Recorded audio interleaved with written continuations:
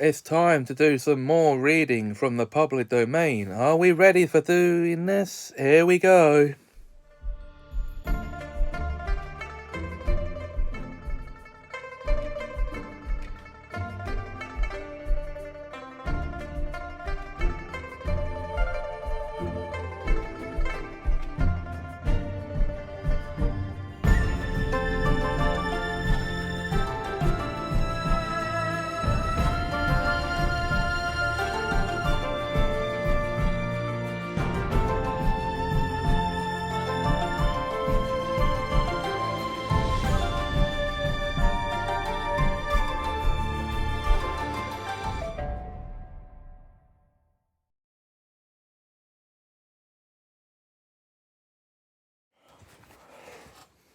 Welcome back.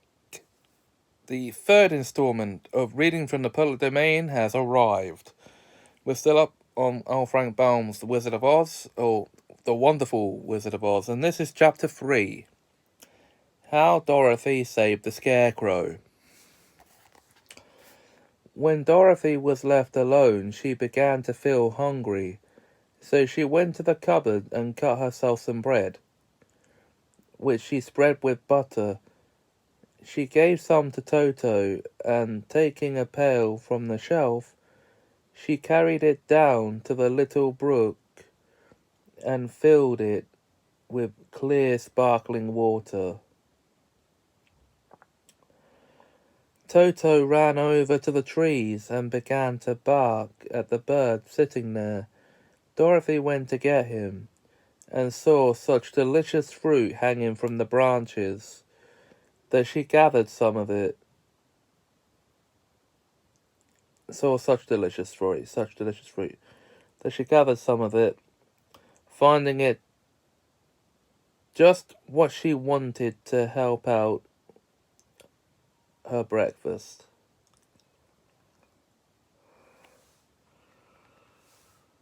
Then she went back to the house, and having helped herself and Toto to a good drink of the cool, clear water, she set about making ready for the journey to the City of Emeralds. Dorothy had only one other dress, but that happened to be clean and was hanging on a peg beside her bed. It was gingham, with checks of white and blue, and although the blue was somewhat faded with many washings, it was still a pretty frock.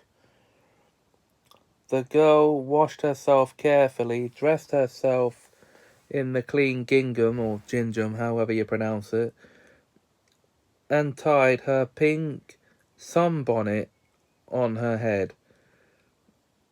She took a little basket and filled it with bread from the cupboard, laying a white cloth over the top. Then she looked down at her feet and noticed how old and worn her shoes were. "They surely will never do for a long journey, Toto," she said, and Toto looked up into her face with his little black eyes and wagged his tail to show he knew what she meant. At that moment, Dorothy saw lying on the table the silver shoes that had belonged to the Witch of the East. "I wonder if they will fit me," she said to Toto. "They would be just the thing to take a long walk in, for they could not wear out." She took off her old leather shoes and tried on the silver ones, which fitted her as well as they had been made for her. Finally, she picked up her basket. "Come along, Toto," she said. "We will go to the Emerald City and ask the Great Oz how to get back to Kansas again." She closed the door, locked it, and put the key carefully in the pocket of her dress. And so, with Toto trotting along soberly behind her, she started on her journey. There were several roads nearby, but it did not take her long to find the one paved with yellow bricks. Within a short time she was walking briskly towards the Emerald City, her silver shoes tinkling merrily on the hard yellow road bed. The sun shone bright and the birds sang sweetly, and Dorothy did not feel nearly so bad as you might think a little girl would, who had been suddenly whisked away from her own country and set down in the midst of a strange land.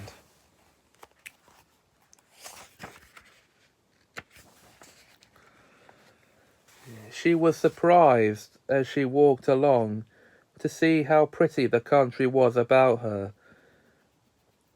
There were neat fences at the sides of the road, painted a dainty blue colour, and beyond them were fields of grain and vegetables in abundance.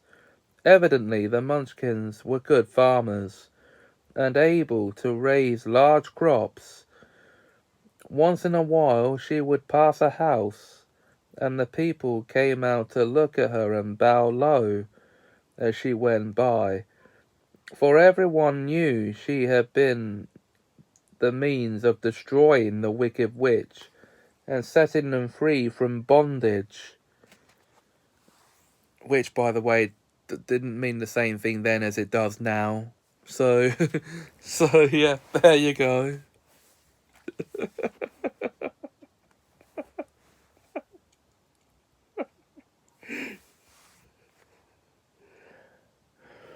The houses of the Munchkins were odd-looking dwellings, for each was round, with a big dome for a roof. All were painted blue, for in this country of the East, blue was the favourite colour. Toward evening, when Dorothy was tired with her long walk, and began to wonder where she could pass the night, she came to a house rather larger than the rest. On the green lawn before it, many men and women were dancing. 5 little fiddlers played as loudly as possible, and the people were laughing and singing, while a big table nearby was loaded with delicious fruits and nuts, pies, cakes, and many other good things to eat. The people greeted Dorothy kindly and invited her to supper and to pass the night with them. For this was the home of one of the richest Munchkins in the land, and his friends were gathered with him to celebrate their freedom from the bondage of the wicked witch. Dorothy ate a hearty supper and was waited upon by the rich Munchkin himself, whose name was Bock. B-O-Q. Bock. Bock, Bock, Bock, Bock, Bock.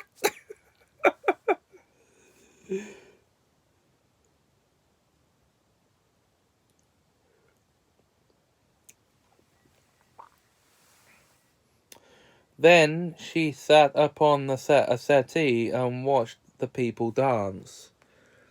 When Bock saw her silver shoes, he said, "You must be a great sorceress."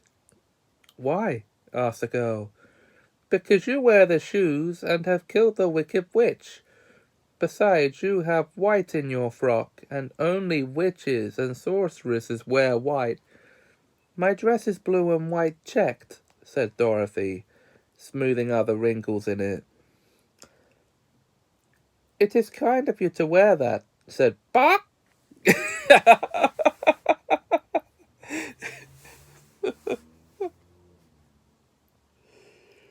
"Blue is the colour of the Munchkins, and white is the witch colour. So we know you're a friendly witch." Dorothy did not know what to say to this, for all the people seemed to think her a witch, and she knew very well she was only an ordinary little girl, who had come by the chance of a cyclone into a strange land. When she tried watching the dancing, When she had tired watching the dancing, Bock led her into the house, where he gave her a room with a pretty bed in it. The sheets were made of blue cloth, and Dorothy slept soundly in them till morning, with Toto curled up on the blue rug beside her.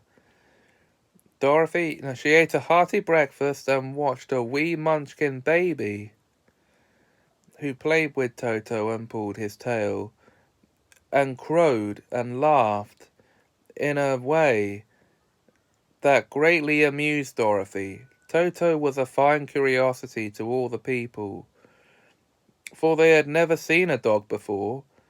"How far is it to the Emerald City?" the girl asked. "I do not know," answered Bock gravely, "for I have never been there. It is better for people to keep away from Oz unless they have business with him. But it is a long way to the Emerald City. It would take you many days. The country here is rich and pleasant, but you must pass through rough and dangerous places before you reach the end of your journey." This worried Dorothy a little, but she knew that only the great Oz could help her get to Kansas again. So she bravely resolved not to turn back. She bade her friends goodbye and again started along the road of yellow brick.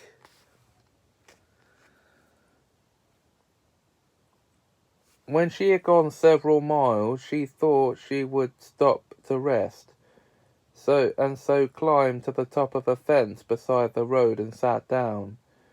There was a great cornfield beyond the fence, and not far away she saw a scarecrow placed high on a pole to keep the birds from the ripe corn. Dorothy leaned her chin upon her head and gazed thoughtfully at the scarecrow. Its head was a small sack stuffed with straw, with eyes, nose, and mouth painted on it to represent a face. An old pointed blue hat that had belonged to some munchkin was perched on his head, and the rest of the figure was a blue suit of clothes, worn and faded, which had also been stuffed with straw. On the feet were some old boots with blue tops, such as every man wore in this country, and the figure was raised above the stalks of corn by means of a pole stuck up its back. While Dorothy was looking earnestly into the queer painted face of the scarecrow, she was surprised to see one of its eyes slowly wink at her.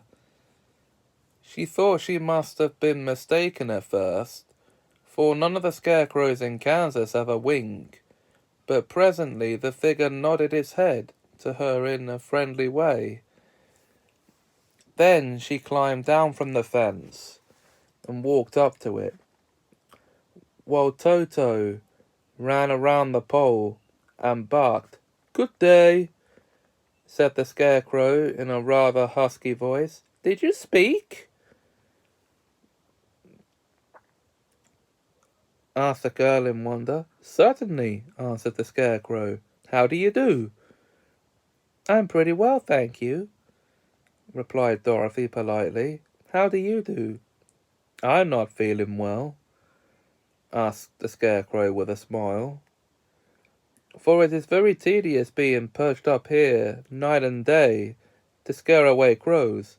"Can't you get down?" asked Dorothy. "No, for this pole is stuck up my back. If you will please take away the pole, I shall be greatly obliged to you." Dorothy reached up both arms and lifted the figure off the pole. For being stuffed with straw, it was quite light. "Thank you very much," said the scarecrow, when he had been set down on the ground. "I feel like a new man." Dorothy was puzzled at this, for it sounded queer to hear a stuffed man speak, and to see him bow and walk alongside her. "Who are you?" asked the Scarecrow, when he stretched himself and yawned. "And where are you going?" "My name is Dorothy," said the girl, "and I am going to the Emerald City to ask the Great Oz to send me back to Kansas." "Where is the Emerald City?" he inquired. "And who is Oz?" "Why, don't you know?" she returned in surprise.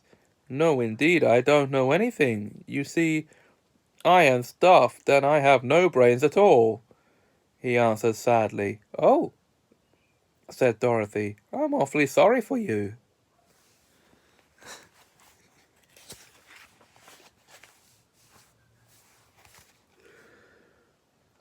"Do you think," he asked, "if I go to the Emerald City with you, that Oz would give me some brains?" "I cannot tell," she returned, "but you may come with me if you like. If Oz will not give you any brains, you will be no worse off than you are now." "That is true,"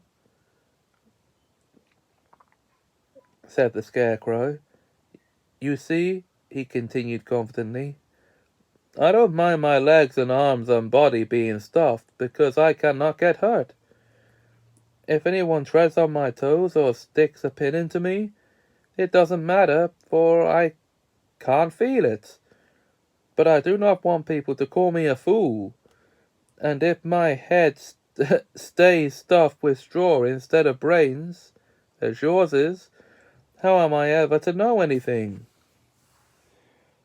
"I understand how you feel," said the little girl, who was truly sorry for him. "If you will come with me, I'll ask Oz to do all he can for you." "Thank you," he answered gratefully. They walked back to the road. Dorothy helped him over the fence, and they started along the path of yellow brick for the Emerald City. Toto did not like this addition to the party at first. He smelled around and the stuffed man, as if he suspected there might be a nest of rats in the straw, and he often growled in an unfriendly way at the Scarecrow. "Don't mind Toto," said Dorothy to her new friend. "He never bites." "Oh, I'm not afraid," replied the Scarecrow. "He can't hurt the straw." "Do let me carry that basket for you. I shall not mind it, for I can't get tired. I'll tell you a secret," he continued as he walked along. "There is only one thing in the world I am afraid of." "What is that?" asked Dorothy. "The Munchkin farmer who made you?" "No," answered the Scarecrow. "It's a lighted match."